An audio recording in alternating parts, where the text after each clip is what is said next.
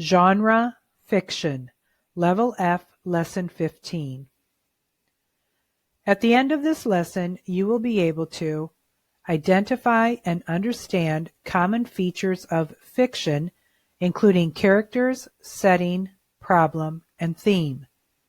Understand how authors use a story structure with a beginning, middle, and ending. Recognize the characteristics of historical fiction. Recognize the characteristics of realistic fiction. What you should know before doing this lesson. Elements of fiction include character, setting, plot, resolution. The plot of a story includes the problem or conflict and how the character tries to solve the problem. Realistic fiction seems like it could happen in real life and includes believable characters and events. Historical fiction is set in a real setting with details to show that it happened a long time ago. Some awesome words to look at before we read. Skeptical. Say the word. Skeptical. Skeptical is an adjective. It means having doubts, not easily convinced. A synonym of skeptical is doubting. Attendance. Say the word. Attendance. Attendance is a noun. It is a person employed to provide a service to the public in a particular place. A synonym for attendance is servant. Stake. Say the word. Stake. Stake is a verb. It means to mark an area so as to show ownership. A synonym of stake is claim. Introduction, Elements of Fiction. Stories that are made up are called fiction. Different genres or kinds of fiction have different features. Realistic fiction could happen in real life even though it is made up. Fantasy could not. Historical fiction takes place at a specific time in the past. The common features of fiction include characters, setting, narrator, theme, and plot.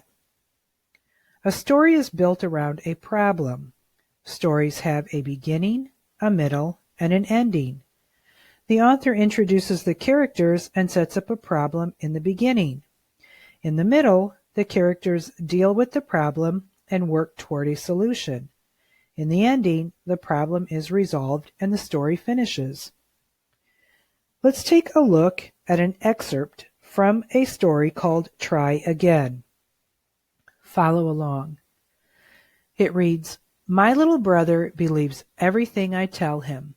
Every now and then I take advantage to give me a leg up. The last whopper, though, worked to my disadvantage. I was so busy bragging about how awesome I am at carnival games, I didn't realize I was setting myself up. He, of course, asked me to win a prize for him. Don't get me wrong. I would love to win a giant stuffed animal for Ty, but I have never, not even once, won a carnival game." So this is the beginning of the story. The writer begins by introducing the characters. Who are they? It's the narrator and his little brother. This story is told by a first-person narrator who is also the main character. In the first paragraph, the writer tells the cause of the problem and then goes on in the second paragraph to set up the basis of the problem.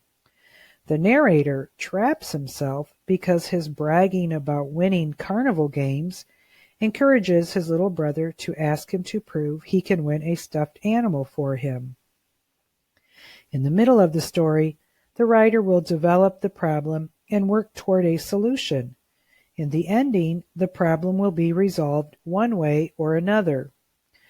The ways the characters act and react, along with how the problem is solved, work to share a message with readers.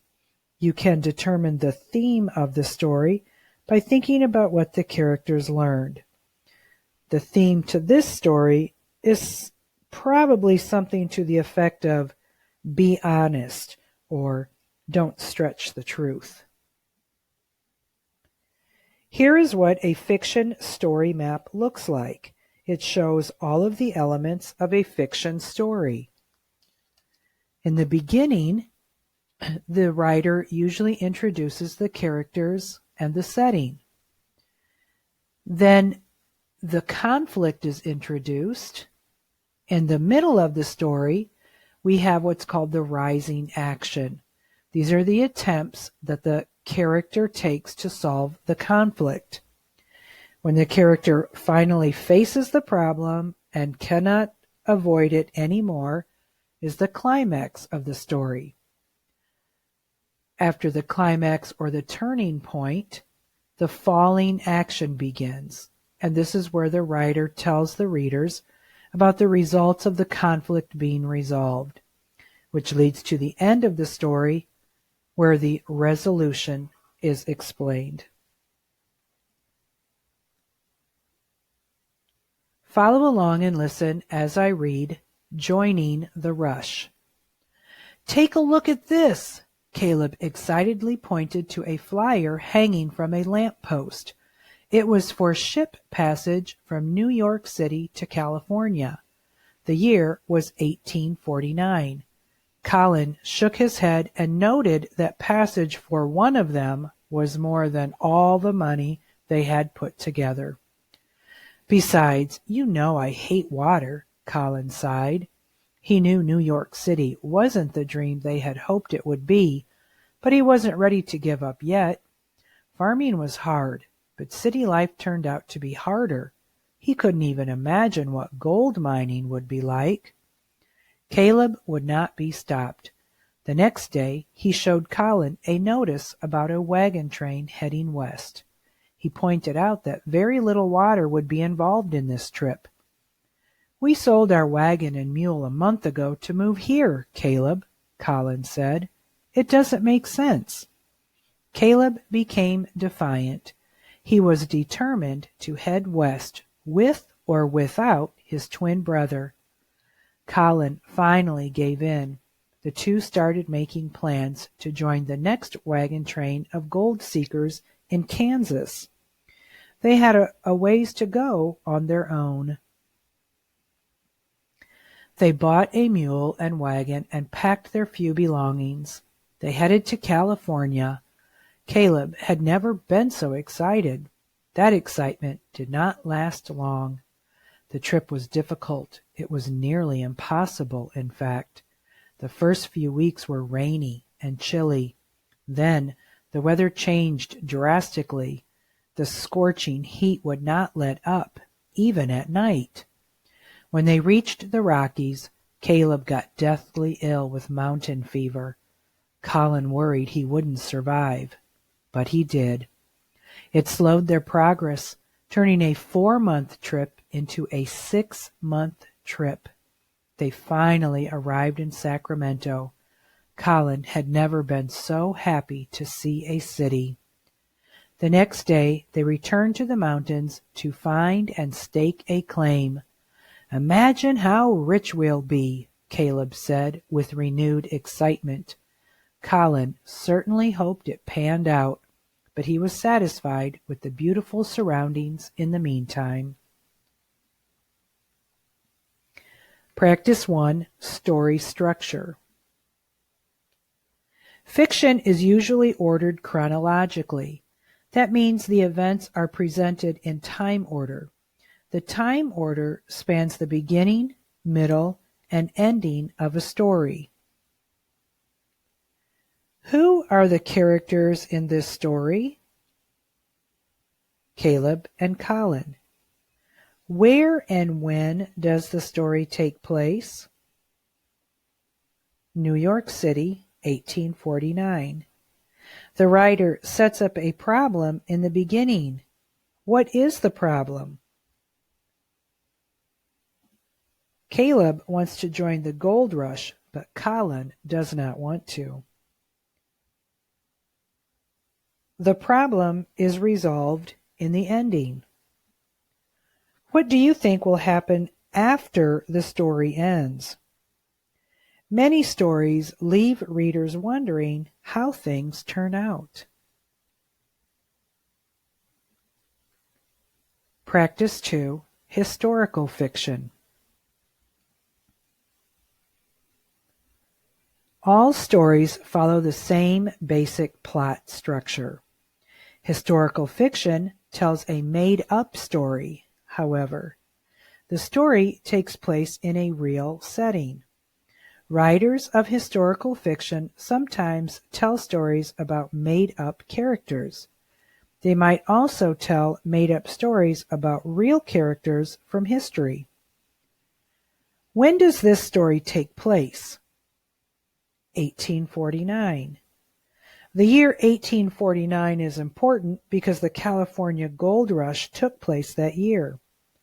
People across the country traveled by the thousands to California in hopes of striking it rich. The characters in this story participate in a real historical event. How would travel from New York to California be different today? Well, today we would travel long distances quickly by airplane, car, bus, or train. What are other ways that show this story takes place a long time ago? They talk about traveling by ship passage, wagon train, and there are gold seekers. Which details in paragraph 7 tell you that the story happened a long time ago? Think about the events in the context of present day. How long would a trip to California take today? And what would a person do if he got mountain fever today?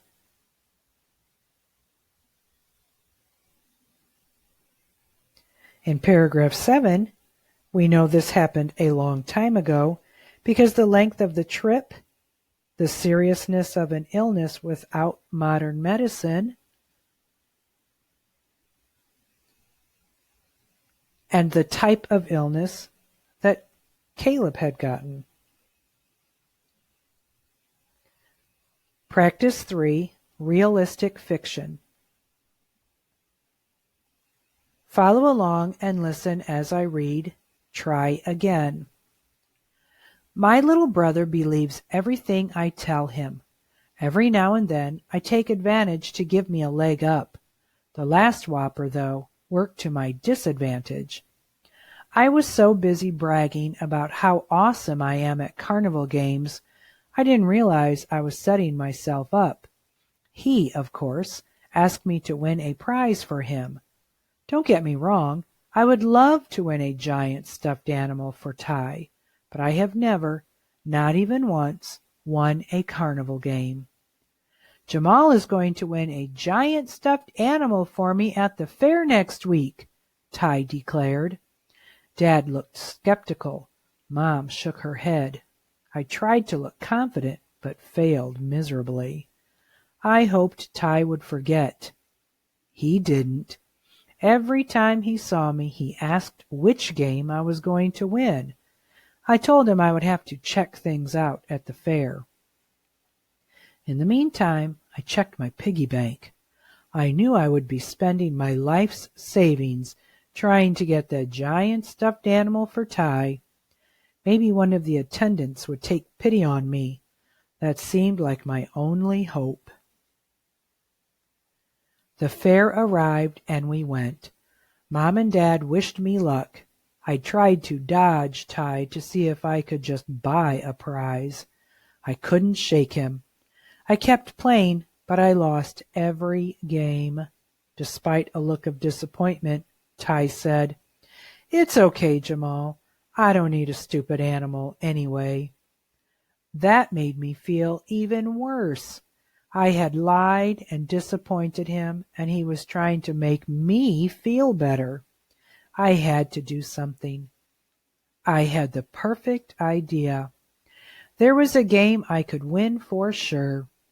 I told Dad my plan. He nodded. I ran as fast as I could in the other direction.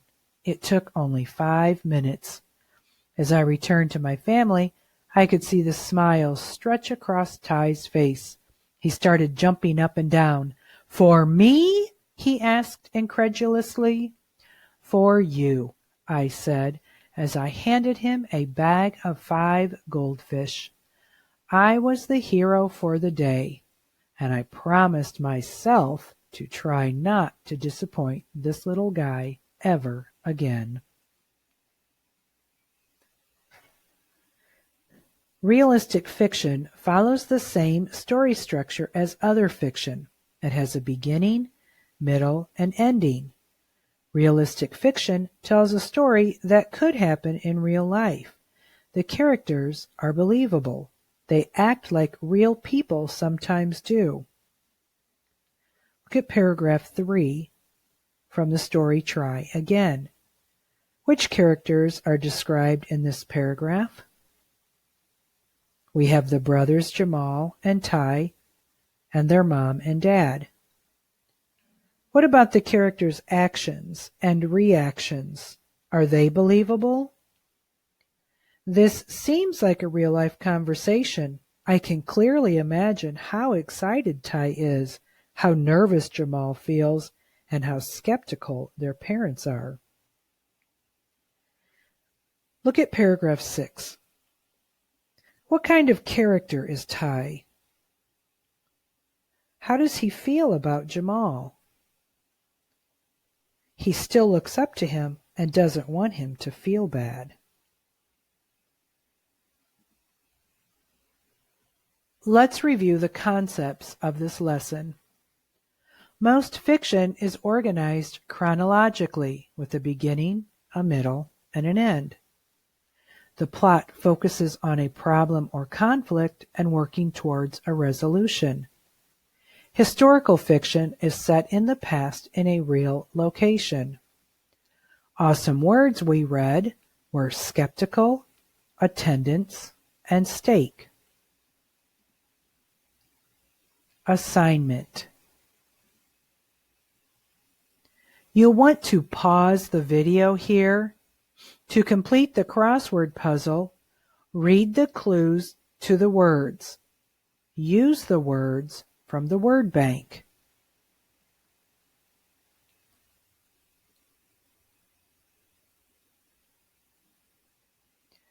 And when you finish, show your teacher your hard work.